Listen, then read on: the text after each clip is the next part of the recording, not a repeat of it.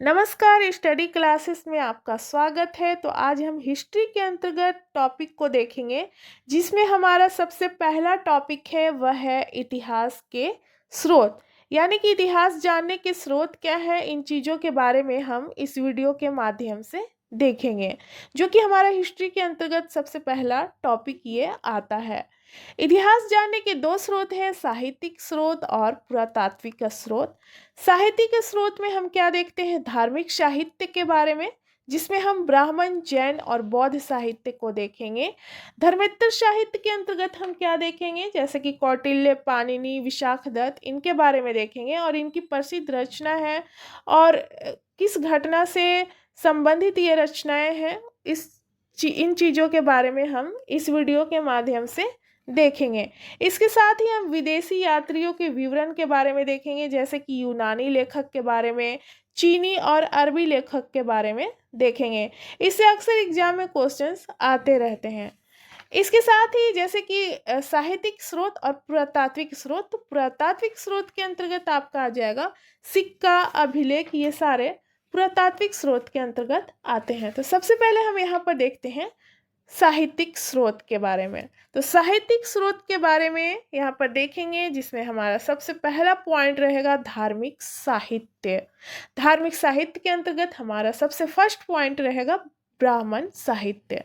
उसके बाद हम देखेंगे जैन और बौद्ध साहित्य। ब्राह्मण साहित्य में हम वेद के बारे में देखेंगे। वेद की संख्या जो है यहाँ पर 4 है, ऋग्वेद, यजुर्वेद, सामवेद और अथर्ववेद। ब्राह्मण ग्रंथ में देखेंगे कि प्रत्येक वेदों के लिए अलग अलग ब्राह्मण ग्रंथ है। उपनिषद में हम क्या देखते हैं कि इसकी संख्या जो है 108 है। भारत का राष्ट्रीय आदर्श वाक्य सत्यमेव जयते मुंडकोपनिषद से लिया गया है। महाकाव्य में हम देखेंगे 2, जैसे कि रामायण और महाभारत। रामायण के रचनाकार जो थे वो महर्षि वाल्मीकि थे, जबकि महाभारत के रचना महर्षि वेदव्यास ने किया था। महाभारत को हम सप्त सहस्त्र संहिता के नाम से भी जानते हैं। वेदांग की संख्या, ये सारे धार्मिक साहित्य के अंतर्गत ब्राह्मण साहित्य के अंतर्गत आते हैं। वेदांग की संख्या 6 है और पुराण की संख्या 18 है। इसमें रचना का श्रेय उग्र शर्मा को दिया जाता है। इसके बाद हम देखेंगे बौद्ध साहित्य। ये ब्राह्मण साहित्य के अंतर्गत महत्वपूर्ण पॉइंट्स थे, इसी से एग्जाम में पूछे जाते हैं। अब बौद्ध साहित्य के अंतर्गत देखेंगे हम कि सबसे प्राचीन ग्रंथ जो है त्रिपिटक है। इसके 3 नाम है, सूत पिटक, विनय पिटक और अभिधम पिटक। सूत पिटक को इंसाइक्लोपीडिया के नाम से जाना जाता है और बौद्ध साहित्य की जो रचना है वो पाली भाषा में की गई है। इसके साथ हम देखेंगे जैन साहित्य। ये सारे आपका धार्मिक साहित्य के अंतर्गत है। जैन साहित्य के अंतर्गत देखेंगे भाषा जो है, इसमें प्राकृत और संस्कृत भाषा है। आचरांग सूत्र में यहाँ पर जैन भिक्षुओं के नियम का वर्णन किया गया है। आचरांग सूत्र जो है उसमें जैन भिक्षु के नियमों का वर्णन है।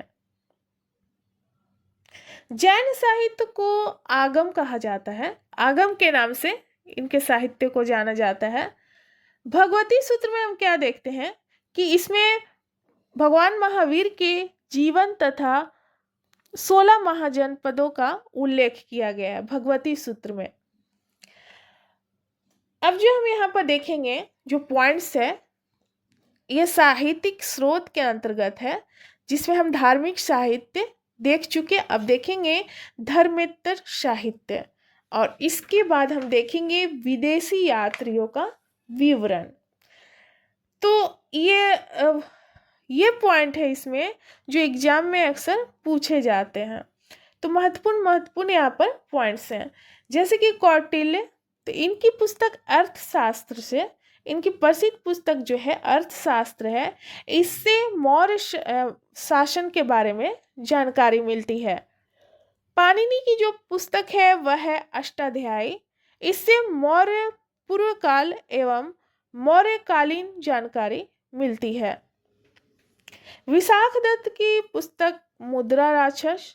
यहाँ पर सोमदेव की पुस्तक देखेंगे कथा सरित सागर। क्षेमेंद्र की पुस्तक यहाँ पर देखेंगे वृहत कथा मंजरी से इससे मौर्यकालीन घटना की जानकारी मिलती है। कालिदास की यहाँ पर प्रसिद्ध पुस्तक है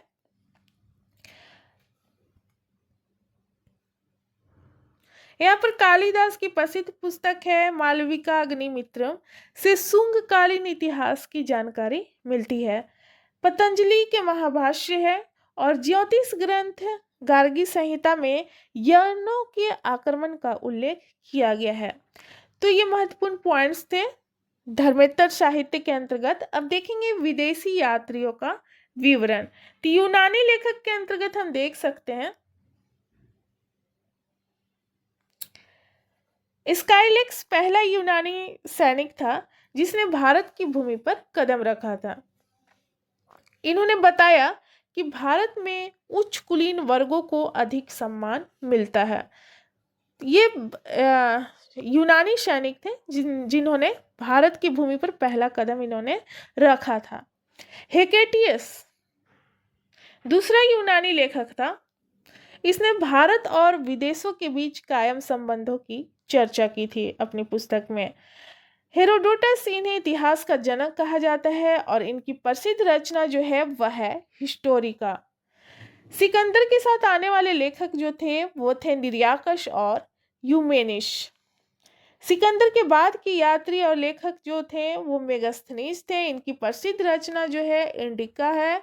और प्लिनी के बारे में हम देखेंगे जिसमें इनकी रचना है नेचुरल हिस्ट्री। टॉलमी की जो प्रसिद्ध रचना पुस्तक है वो है जियोग्राफी। अब इसके बाद हम देखेंगे चीनी लेखक। ये सारे विदेशी यात्री हैं। यूनानी लेखक हो गया, अब देखेंगे चीनी लेखक और उसके बाद देखेंगे अरबी लेखक। यहाँ पर चीनी लेखक के अंतर्गत आ जाएगा आपका फायान, शुंग्यून और हेनसांग। हेनसांग को प्रिंस ऑफ पिलग्रिम्स अथवा यात्रियों का राजकुमार कहा जाता है। ये हर्षवर्धन के काल में भारत आए थे और इनकी यात्रा वृत्तांत को सीयूकी के नाम से जाना जाता है। अरबी लेखक के अंतर्गत हम देखेंगे